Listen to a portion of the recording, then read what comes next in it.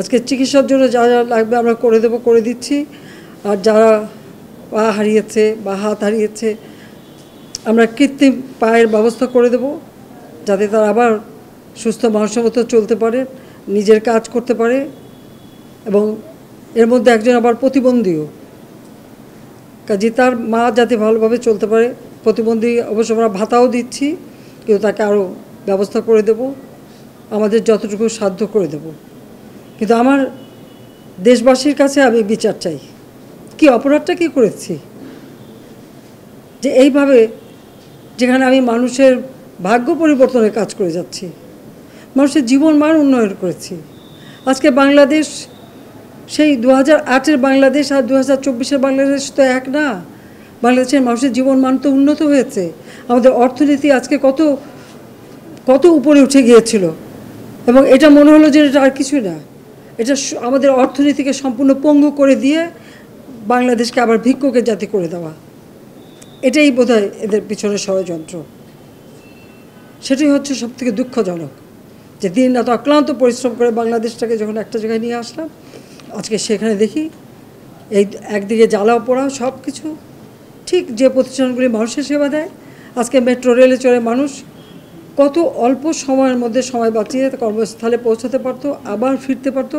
সেখানে ছাত্ররা, চাকরিজীবী, সাধারণ মানুষ সবাই তো যেতে পারতো। সেই স্টেশনগুলি পুড়িয়ে এখন ট্রাফিক জ্যাম, মানুষের কষ্ট।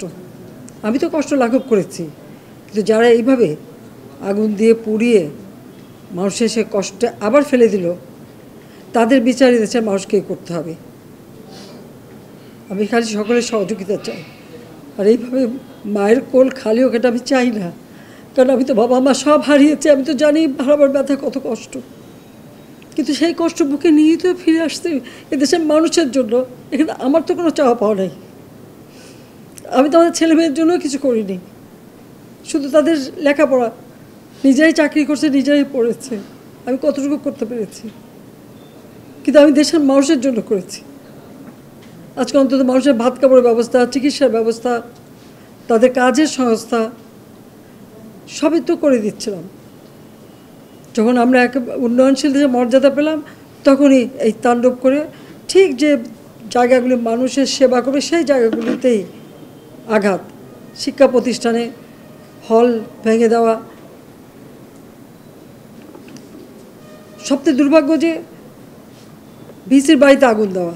এর আগেও একবার ঢাকা ইউনিভার্সিটিতে ভিসির বাড়িতে আগুন দিয়েছিল, আপনাদের মনে আছে। রংপুরে সেখানে আগুন দিয়েছে। ময়মনসিংহ কৃষি বিশ্ববিদ্যালয় থেকে শুরু করে বিভিন্ন জায়গায় এই তাণ্ডব চালিয়েছে। রাজশাহীতে এই তাণ্ডব চালিয়েছে।